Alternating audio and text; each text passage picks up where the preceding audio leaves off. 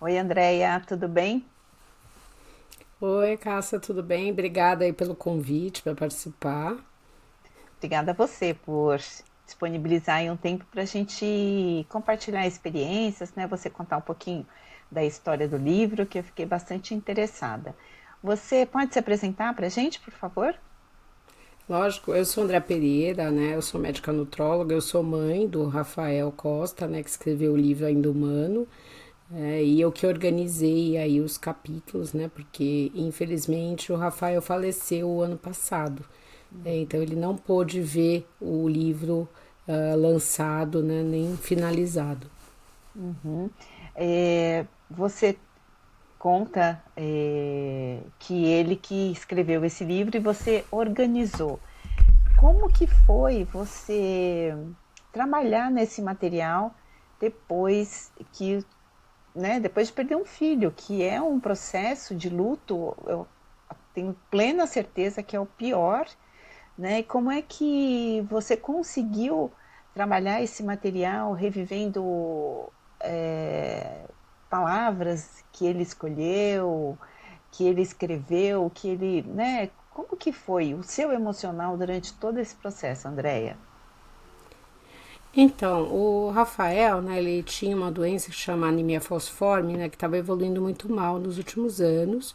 E aí a única alternativa que ficou foi o transplante de medula óssea, né? Ele fez o Uhum. transplante de medula óssea, estava indo muito bem, já tinham se passado 130 dias do transplante, e ele teve uma infecção fulminante e faleceu, né? E foi assim muito difícil, né, para a família, né? Porque ele não sofreu porque foi uma coisa muito rápida, mas para nós, né, a gente estava muito esperançoso, estava dando tudo certo. E nesse processo todo, ele estava escrevendo o livro, né? E ele estava extremamente animado com a publicação do livro. Então, nós discutimos várias vezes como que ia ser feito, que provavelmente, como é um livro sobre inteligência artificial, que a gente faria só uma edição virtual e tudo. E assim que ele faleceu, em junho, em julho eu já comecei a mexer no livro, porque eu tinha muito medo de esquecer as conversas que eu tinha tido com ele, Hum. né, sobre o que ele queria, né, para esse livro. Mas ao mesmo tempo, no primeiro mês eu olhava tudo, estava muito organizado. Ele sempre foi muito organizado, né? Tinha o planejamento do livro, o planejamento dos personagens. Ele já tinha escolhido o nome. Ele tinha feito até um arquivo sobre como ele falaria do livro no YouTube, com quais os vídeos que ele gostaria de, né, de escrever e de divulgar o livro, né? E eu olhava os capítulos e eu não conseguia entender nada. Eu lia, lia e eu não conseguia entender, porque acho que era muito difícil, né? Mas ao mesmo tempo eu sabia que eu deveria fazer isso, porque ele mesmo colocava no livro que esse livro seria um legado dele, né? Que teriam as ideias dele, que ele achava muito importante falar da inteligência artificial. Então, a partir de mais ou menos do meio de agosto, eu comecei e falei: não, agora eu tô entendendo o que eu preciso fazer. E o livro já estava todo escrito, já tinha um início, um meio, um fim, né? Eu tenho certeza que se ele tivesse tido tempo, ele teria escrito muito mais, né? Ele teria Uhum. tornado o livro muito mais robusto. Mas eu falei, do jeito que tá, né, dá pra gente publicar, porque tem um sentido, né? Como eu falei, tem um início, um meio e um fim, né? E já estava tudo muito organizado. Então, foi nesse sentido. E a ideia toda foi olhar, né, os capítulos, mas mexer o mínimo possível, porque aquelas palavras eram muito preciosas, né? Porque eram as palavras Uhum. dele, as ideias dele. Né? Então, mesmo quando tiveram duas pessoas que me ajudaram na correção do livro, a gente sempre teve muito em mente isso, né? Que o livro a gente mexeria o mínimo possível, porque para não mudar nada da ideia dele, do que ele achava mesmo. Uhum. E você falou que ele deixou instruções, que ele deixou ali organizado mais ou menos como ele gostaria de falar sobre o livro nas redes sociais, né, no YouTube. Isso também você implementou ou vai implementar? Tem alguma ideia de como utilizar esse material? Na verdade, assim, né? quem está fazendo toda a parte da rede social é uma equipe de marketing, né? Eu passei isso aí para eles. A organização dele era muito baseada nele fazer os vídeos divulgando, né? A gente até pensou em, de repente, criar alguma coisa, uma figura dele falando, né? Nas redes sociais ou no YouTube, mas a gente, no fim, a gente achou que isso não seria algo que ele gostasse, né? Porque não seria ele, seria alguma, né? Algo que a gente estaria pensando que talvez ele falasse. Então, na verdade, o que a gente tem feito muito é divulgar os capítulos do livro, depoimentos de pessoas que leram o livro, tem partes do lançamento do livro também, né? Então, assim, o livro ele tem uma série de questionamentos sobre a inteligência artificial na nossa vida, né? Ele fala que ele queria que fosse um livro diferente, que você podia gostar ou não gostar, mas que se você fizesse pelo menos uma pergunta, ele já estaria satisfeito. E eu acho que a gente faz muitas perguntas lendo o livro, né? Porque é um momento que é uma história ficcional, onde no momento pós-guerra que as pessoas percebem que nós, seres humanos, não temos capacidade de nos governar sozinhos. Então se decide fazer um governo aí, misto com inteligência artificial, né, e com humanoides, né, que seriam robôs chamados, que ele chamou de mecanismos no livro. E aí o livro fala muito dessa convivência, né, do ser humano com os humanoides, com os mecanismos, né, e como que desses mecanismos dando aula para as crianças, né, substituindo mesmo as pessoas, né, e se isso é adequado ou não, né, e eu acho que isso é muito atual, né, ele escreveu isso ano passado, né, e mesmo ao longo do segundo semestre desse ano a gente tem falado muito disso, né, e até essas guerras, né, que tem acontecido aí, que desses conflitos. Então eu acho que o livro ele tem essa questão aí muito atual e muita coisa que veio à tona, até de pessoas casando com avatar, né, com aplicativos, então tem esse questionamento do livro também. Uhum. Então foi terapêutico para você trabalhar nesse material? Eu não digo que foi terapêutico, eu digo que foi necessário, porque era um sonho dele publicar esse livro, o material estava pronto, né? E eu achava que não tinha como não fazer, né? Não foi uma tarefa fácil, né, a fazer isso. Né? Tanto que da família só eu acabei trabalhando no livro porque ninguém tinha condições de fazer isso. Né? Mas como eu discuti muito com ele, como eu sabia que era algo que ele queria muito, foi um esforço, né? Fazer. Ao mesmo tempo, também foi muito interessante, porque assim, eu não tinha lido os capítulos, né? Eu li, tipo, eu discuti com ele o que ele queria fazer, eu não sabia o que estava pronto quando eu comecei a mexer, né? No computador dele para resgatar esses capítulos. Então, eu também achei a história muito interessante. E eu não sou uma especialista em inteligência artificial. Então, teve muita coisa que eu tive que pesquisar para entender, né? Algumas coisas que eu falei, nossa, será que eu preciso traduzir isso? Porque eu não sei o que é isso, né? Que tinha algumas siglas. Eu falei, talvez as pessoas saibam, mas falei, não, acho que é melhor eu fazer, né? Não deixar só a sigla.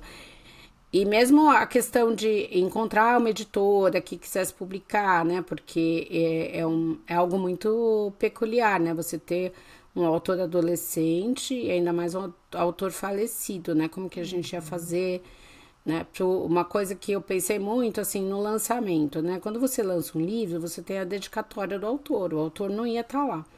Então, eu tive a ideia de pedir para uma calígrafa fazer uma cópia da letra dele com uma mensagem que estava já meio que no início do livro dele. Então, qualquer pessoa que comprar o livro, tá lá a dedicatória, você só preenche o seu nome e a data que você comprou. Então, todo mundo tem uma dedicatória dele, né? Então, no lançamento, a gente só preencheu essa dedicatória. Aí a gente explicava para todo mundo, ó, é a letra dele, então a gente só vai preencher seu nome e a data porque a dedicatória é dele, né? E ao mesmo tempo, ele falava muito de legado, né? Ter as palavras do Rafael sendo divulgadas para outras pessoas é um jeito de manter as ideias dele vivas, né? Porque eu acho que é isso que fica das pessoas, né? A memória, as ideias, né? As coisas boas, as boas lembranças que a gente tem delas, né? Apesar de toda a saudade que a gente sente, mas foi muito interessante levar as ideias dele para outras pessoas, né? Que é do que ele queria. E a gente está muito satisfeito assim com o resultado do livro, tem sido muito gratificante. Uhum. Quando você fala a gente, você fala assim, ah, eu que levei à frente isso, porque ninguém quis se envolver, né, por conta da dor. Você está falando de quem? Ah, da É, família, dos amigos próximos. Um amigo dele escreveu o prefácio, né? Eu que pedi para ele escrever. No dia do lançamento, os amigos dele leram trechos do livro, né? Eu falei que eles eram as vozes do Rafael, né? Então, acho que todas as pessoas que conheceram o Rafael, que foram próximas a ele, estão muito contentes com o resultado, né, do livro, da gente ter podido mostrar um pouco do Rafael para outras pessoas, porque ele teve uma vida muito curta, né? Ele morreu com 16 anos, ele não teve a oportunidade de conhecer tantas pessoas, de falar para tantas pessoas. Então o livro trouxe essa possibilidade, né? uhum. É, eu estava vendo outro dia, né, uma pessoa falando sobre escrever, né? O escrever é como se você pegasse aquele monte de roupa que está entulhada, bagunçada, amassada em cima da cama, aquele monte, aquele bolo assim, que você joga tudo em cima da cama e tal. E escrever é como se você fosse pendurando cada roupa, cada camisa, cada calça num cabide e organizando num armário, né? Eu achei essa imagem tão bonita, porque eu gosto muito de escrever, eu escrevo desde criança, gosto muito de ler também. Eu acho que uma coisa leva a outra, né? E é isso, a gente organiza as nossas ideias, né? Põe para fora um tanto de imaginação. Eu conto histórias para minha filha antes de dormir e muitas eu invento na hora, né? As Uhum. palavras elas vão saindo e é muito bonito isso, porque você vai criando esse repertório, né? E a gente consegue construir uma pessoa, né? Uma imagem daquela pessoa por conta das palavras dela, né? Que tipo de conteúdo essa pessoa gosta, né? E o seu filho muitíssimo antenado, assim, porque ele foi um tanto visionário, a gente pode dizer assim, né? Imaginar o cenário do livro que ele construiu. Você teve alguma experiência com outras pessoas por conta do conteúdo do livro? Assim, o conteúdo do livro abriu alguns caminhos por conta dessa história da inteligência artificial, está muito em alta e está gerando muito perigo, especialmente para os adolescentes, né? Então, o Rafael ele queria muito falar de inteligência artificial porque ele acreditava que a inteligência artificial ia ajudar muito as pessoas, né? Mas, ao mesmo tempo, ele sabia que se as pessoas não utilizassem a inteligência artificial de uma forma ética, de uma forma pensada, com conhecimento, isso poderia trazer realmente algum risco, né? Então, eu também tenho essa visão, eu tenho conversado muito com algumas pessoas, eu vejo isso, né? Pessoas que têm muito medo da inteligência artificial e, ao mesmo tempo, pessoas que acham que a inteligência artificial vai ser uma ferramenta que vai ajudar muitas pessoas, né? Na minha área, né, como médica, a gente sabe que já se usa a inteligência artificial e ela nos ajuda, né? Você usar como ferramenta. Eu não acredito que ela vá substituir pessoas, né? Porque a inteligência artificial não tem empatia, né? Isso para mim no livro fica muito claro. Na Uhum. hora que tem que se tomar uma decisão, né? A decisão da inteligência artificial, ela não é uma decisão empática. A gente às vezes acha que ela tem empatia porque ela responde o que a gente quer, né? Porque tudo que você coloca ali, ela vai responder exatamente o que você quer. Então, assim, para mim, eu acho que ela trouxe, o livro trouxe um olhar diferente, né? De estudar um pouquinho mais, de compreender um pouquinho mais sobre essa inteligência artificial. E eu acho que tem questionamentos muito interessantes, né? Eu tenho visto que a China já colocou uma escola onde os professores são, né, humanoides, né? São os robôs, são a inteligência artificial. Será que realmente isso é bom para as crianças? Será que o professor também não precisa ter uma empatia? Ele deve dar informações, né? Então, eu acho que isso a gente precisa questionar muito, porque a escola, ela não é só um local de você receber informações. É um local que você aprende a socializar, que você aprende a conviver com outras pessoas, né? A discutir, a ter pontos de vista diferentes, né? A respeitar. Então, eu acho que tem que ser visto, mas ao mesmo tempo, se eu tenho uma escola que é muito ruim, né? Que a qualidade é muito ruim, será que a inteligência artificial pode ser melhor? Então, é isso que a gente tem que pensar o tempo todo, né? Do melhor uso da inteligência artificial. Então, a gente tem lançado muito isso nas mídias, né? Tanto no Instagram quanto no YouTube, essas perguntas. O que você acha de uma criança ser cuidada pela inteligência artificial, ou dela aprender com a inteligência artificial? Como que o homem se posiciona? Como que a gente pode usar isso de forma adequada, né? Então, eu acho que sim, eu acho que o livro traz esse questionamento. Eu acho que sempre que a gente se questiona, você quer saber mais. Né? E aí você vai procurar mais informações, isso ajuda a tomar decisões, né? Melhores Sim, decisões. com certeza. E a história ensina já, né, Andréia, que o progresso da ciência não é o problema é o que como a gente vai usar essas ferramentas que estão sendo construídas, descobertas, enfim, né? Eu acho que essa é a grande questão moral da humanidade, né? Exemplos não nos faltam.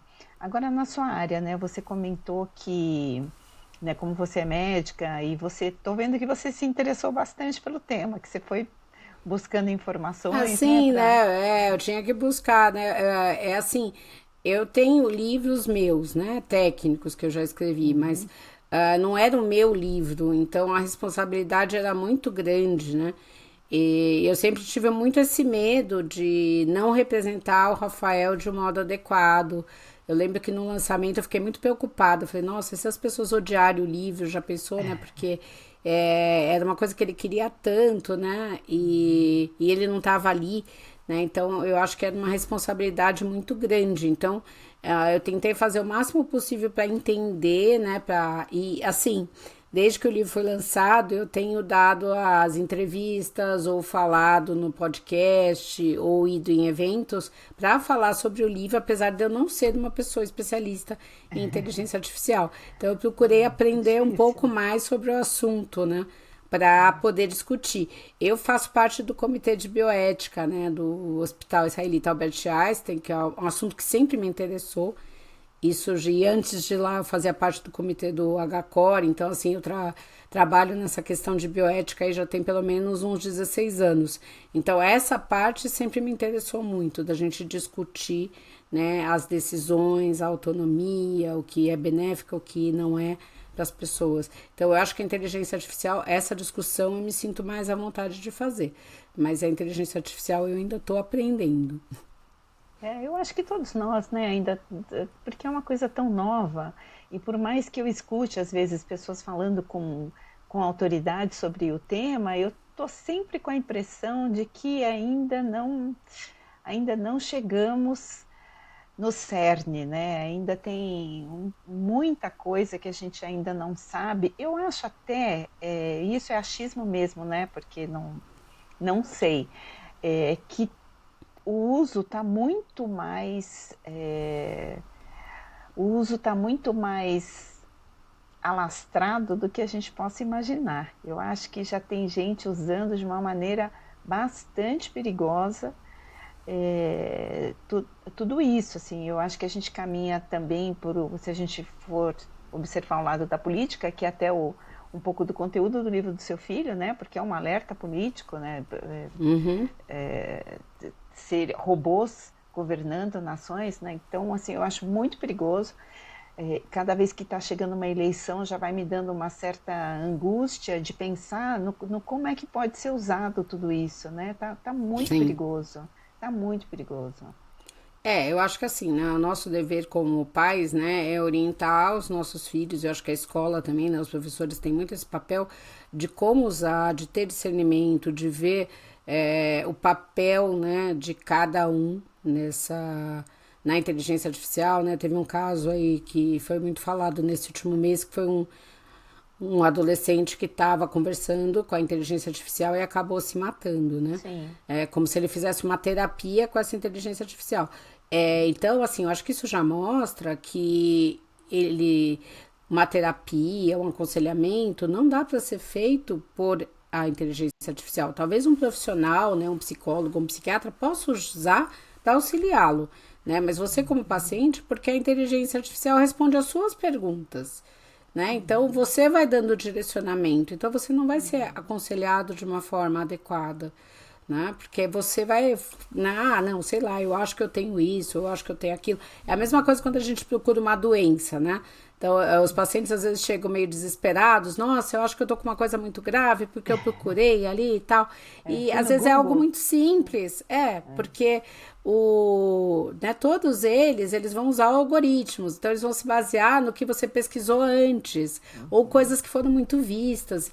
E às vezes o que é muito visto é o alarde, né? Uhum. São as fake news. Então acaba saindo uma doença muito grave e, na verdade, a pessoa está com algo muito simples.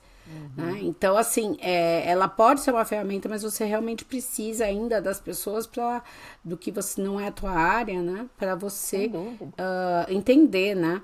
É. Muita gente tem usado para fazer textos, né? E a pessoa, às vezes, eu vejo muitos professores reclamando que o texto chega pronto, mas às vezes chega meio incoerente, porque a pessoa nem leu o que estava lá escrito, É. né? Então, realmente é isso. Eu acho que a gente precisa orientar para, olha, você pode usar, mas você tem que ter um discernimento. Você tem que ler, você tem que criticar, você tem que corrigir. Não é só, né, Você ter tem que aquilo. saber aquilo, né? Porque para você até Sim. identificar que está errado. Eu estava vendo um vídeo de uma neuro que eu gosto muito, ela se chama Nete Guimarães. E ela dá muitas palestras falando sobre como é que funciona o nosso cérebro e tal. E ela estava falando que ela decidiu pedir para a inteligência artificial fazer um texto de uma área que ela domina muito, como se fosse um curso para leigos. Né? Então ela Uhum. recebeu o material, ela falou, olha, até que estava ok, né?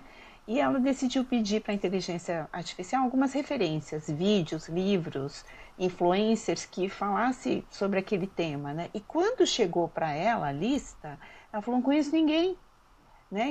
E é uma neuro que está há décadas na área, sempre se renovando, estudando. Eu não conheci ninguém. E ela foi então entender que a inteligência artificial faz exatamente isso que você acabou de falar, vai pegar aquilo que está mais relevante nas redes sociais. E o que Em está mais termos de relevante visualização, né? Não e o em que termos de está mais informação. relevante não é o mais correto, né? A gente sabe Sim. disso, né? O quanta bobagem a gente recebe nas redes sociais, se a gente não tem critério, se a gente não, né, não faz um filtro, a gente se deixa levar ali horas vendo aquilo e acredita naquilo piamente. Então é um alerta bastante poderoso. Assim, eu acho que o livro do seu filho ele tem um apelo grande porque é um adolescente, então ele vai falar com a turma dele, que é a turma que precisa, né? Quando eu falo turma dele, é uma faixa etária, né? Um recorte bem importante de que está em formação e que traz um outro benefício, que é o benefício da leitura, né, André? Então, Sim. só isso já é também uma coisa... E essa experiência, né, de reflexão que a vida do seu filho com certeza leva para as pessoas, né? Um rapaz de 16 anos, né, que escreveu um livro, se preocupou em deixar um legado, tudo isso é muito poderoso do ponto de vista, né, para pensar mesmo, né? O que, que eu estou fazendo com os meus dias, com os meus anos? Eu estou aqui perfeita, eu estou aqui saudável, estou me preocupando em deixar um legado, estou me preocupando em fazer alguma coisa que vá ficar realmente, que faça a diferença, que faça com que as pessoas se perguntem alguma coisa, né? Como você mesma disse, né? Se alguém perguntar alguma coisa sobre aquilo, já está bom, né? Levar as pessoas para pensar mesmo. Queria saber se você quer falar alguma coisa? Não, eu ia falar que no dia do lançamento do livro, né, como eu chamei os amigos dele que são adolescentes para lerem, né, uma pessoa que estava lá falou assim, nossa, me deu um alento ver essas pessoas lendo, o interesse, né, porque a gente fez o lançamento no Reserva Cultural, né, e a leitura foi feita dentro da sala de cinema, estava lotado, Nossa, que né, legal. de ver adolescentes lendo, né, e falando e discutindo, me deu um alento nessa nova geração que muitas vezes a gente vê sendo tão criticada, né? E o Rafael, ele gostava muito de ler, de se informar, né? Então eu realmente acho que é uma geração que está aí para assumir o futuro, né? E apesar dele ser um adolescente, né, os adultos que têm lido o livro falam assim, nossa, eu li o livro, eu nem percebi que era um adolescente, eu achei tão maduro, então eu acho que é um livro que dá para você ler dos 8 até sem uma faixa etária, assim, ele é muito, acho que cada um vai ter uma percepção diferente. Que interessante. É legal isso que você falou, né? Que dá esse alento mesmo, né? Ver jovens discutindo. A gente precisa sair do termo aborrecência, né, Andréia? E porque são pessoas que pensam, que têm uma visão sobre a vida. A gente precisa acolher e, se for necessário, direcionar um pouco, mas eles têm a sua própria visão do mundo, né? Isso é muito poderoso mesmo. Você quer deixar mais alguma mensagem para a gente? A gente já está finalizando aqui nosso tempinho. Bom, eu quero convidar, né, quem está nos ouvindo a ler o livro, tá? É o Ainda Humano, ele está sendo vendido tanto na Amazon na forma virtual como na forma física, né? Você recebe o livro em casa, ele também está sendo vendido na Livraria Paisagem e a gente tem a nossa mídia que é o Ainda Humano Livro, tanto o Instagram quanto o YouTube, que tem vídeos muito interessantes aí discutindo um pouco de inteligência artificial, né? E queria agradecer a todos que lerem o livro, porque é uma forma de eu preservar aí o legado, né, as palavras e a vida do meu filho, que foi um filho muito amado, muito querido, né? Um rapaz extremamente estudioso, focado, carinhoso, e a gente sente muita falta dele por causa disso, né? Ele era uma pessoa muito presente, que fez muitas coisas nos 16 anos dele, e eu acho que pode inspirar aí muitas pessoas realmente a repensarem a vida e fazerem mais, deixarem mais vida, né, para as pessoas ao redor. É isso mesmo, perfeito. Inspirador mesmo. Andréia, muito obrigada por ter participado. Foi um prazer te receber. Eu desejo muito sucesso. Vou deixar aqui anotado o Instagram do livro. Achei o nome do livro bárbaro. Eu amei. Eu também, Ainda eu gostei humano. bastante. Achei Muito extremamente, bonito. Muito sim, sensível, né? Assim, muito. Nossa, achei bárbaro. Ainda humano e tem tudo a ver com a história também. sim. Então, tá de parabéns mesmo. Muito obrigada, viu? Obrigada a você.